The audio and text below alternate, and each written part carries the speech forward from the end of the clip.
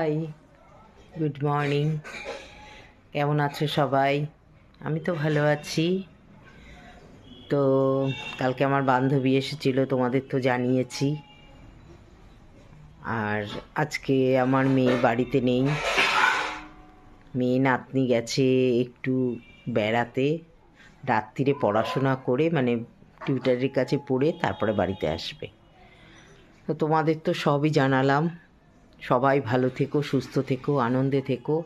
অনেক ভালোবাসা রইল তোমাদের জন্য। ঠিক আছে? সারাটা দিন সবাই ভালো থেকো, ভীষণ ভালো থেকো। তবে আর কি, এখন বলি টাটা। সারাদিন একা, আজকে কাজ আছে, বৃহস্পতিবার, পুজোও করতে হবে। একা সারাদিন একা আজকে আমি। সেই রাত 9টা 9:30 আসবে ওরা, বুঝেছো? একদম পড়াশোনা করে সকালবেলায় বেরিয়ে গেছে ওরা, মেয়ে আর নাতনি সারাদিন বেরিয়ে গেছে। আর ছোটো মেয়ে তো জানো শ্বশুরবাড়িতে।